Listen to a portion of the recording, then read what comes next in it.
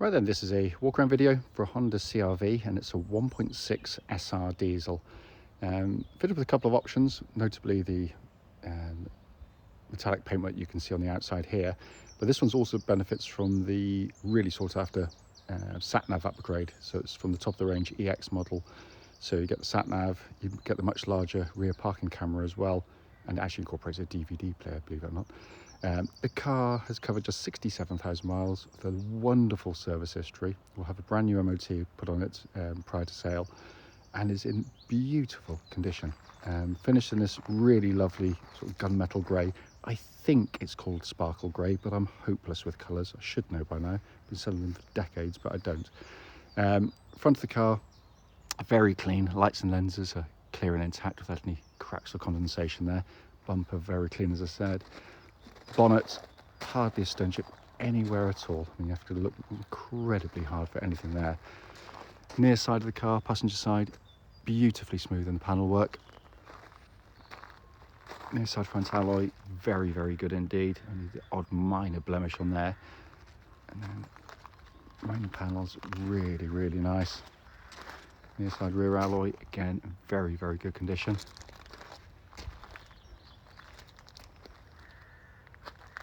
Back again, bumper corners very good.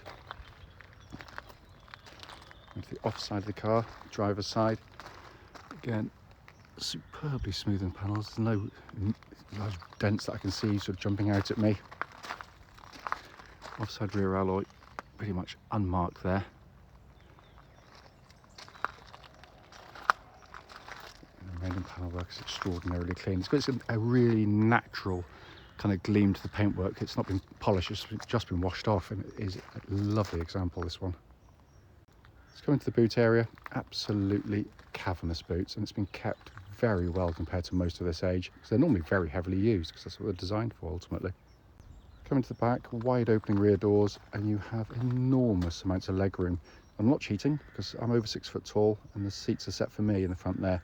Half leather interior, and again, for a car that's predominantly used by people with families, the backs of these are normally very heavily used. Yet the seats, the leatherwork or the half leatherwork is in absolutely lovely condition. Come to the front of the passenger side, again, all very clean on the door card there. Likewise, passenger seat in beautiful condition.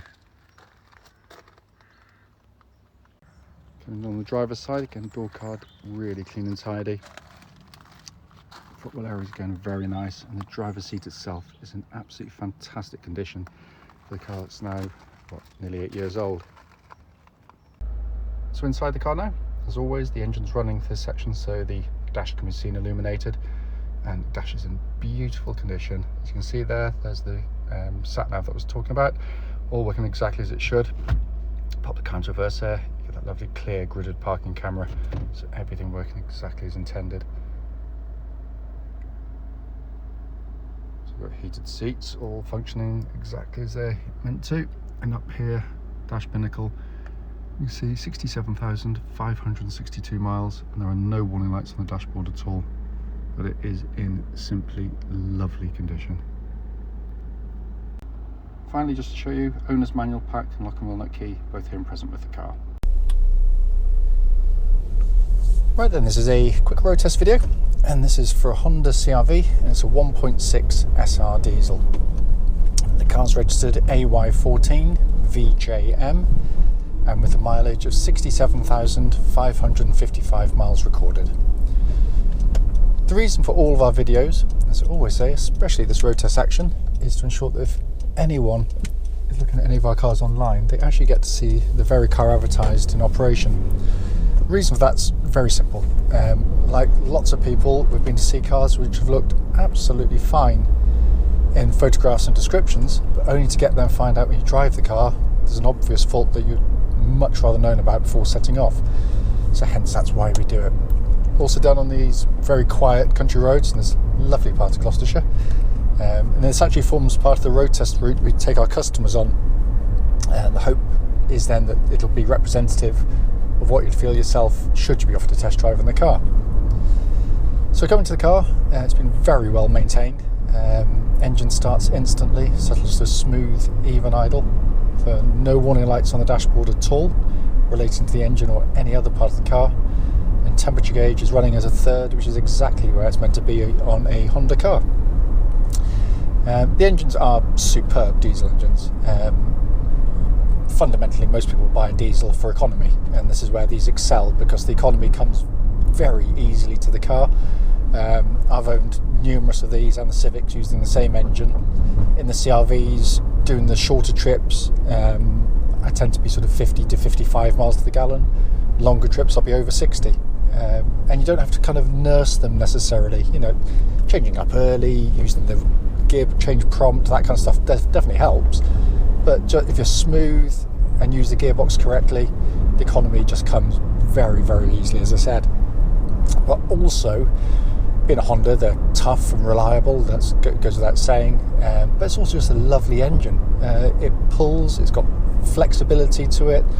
And don't think because it's just a 1.6 hasn't got guts. It has. You put your foot down and it picks up and goes. I did say there's no warning lights on. Anyway, I'll go back to it. There's no warning lights on the dashboard anyway. Come to the clutch and gearbox. Clutch on the car, absolutely perfect. Bite point exactly where it's meant to be, and it's lovely and smooth in operation. Gearbox is brilliant, absolutely brilliant.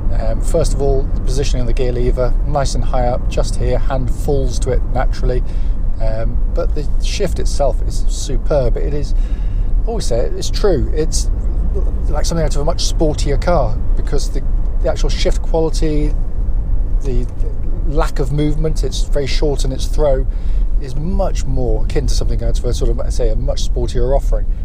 But Honda always do these well, always do them well, and that feels exactly like it would have done when it was new, just zero wear in it. So coming to the steering and chassis, again, the CR-V, it's the best-selling SUV in the world, and there's a reason for it, because Honda know this market intimately. The steering's part of it. It's nicely weighted. It makes the car feel very secure on the road, very confidence inspiring. But it's accurate. It's precise. It allows the chassis to flow with it all as one. And again, very car-like in feel. You don't feel like you're driving a tall upright SUV. You feel like you're something much more nimble than that. And as I say, that's not to suggest for a second it's sporty, because it is not. It's not meant to be. So ignore what all the motoring press say about these cars, which is always the same old complaint that they're not exciting to drive. Well, no, they're not. They're just incredibly comfortable. They've got really good body control through the corners. There's little lurching. The body motion's kept in check brilliantly well, and that's its design criteria, and offers a very accomplished, compliant ride. There are no nasty sort of clonks or rattles coming from underneath the car, so all in fine order there. And the steering of the car tracks absolutely dead straight. There's no vibrations at this speed, or any speed actually up to the legal limit. Just going to give the brakes, I'm going to leave this corner a little bit late and give the brakes a good old shove and hold on to my phone. That's a really good brake pedal on the car. What I'm looking for is good bite, but also there shouldn't be any kind of pulsing or vibrations coming back through the brake pedal, and there's none at all. Absolutely spot on. Finally, to come inside the car, the first thing you notice when you're driving them, certainly, but you simply can't get across in the videos, is just how well built these things are. It's an 8-year-old car, 67,000 miles on the clock, and I can't hear a squeak or a rattle from the interior. It's absolutely beautifully put together. And again, my issues with the motoring press is always the same, that when they road test new cars, most new cars are fundamentally put together quite well these days. But that isn't necessarily build quality, because build quality, suggests that, they're durable as well. And that's where these really do excel. So when they look for, inverted commas, build quality on new cars, they tend to be looking for sort of squidgy plastics and thunky sounding doors, which is all well and good.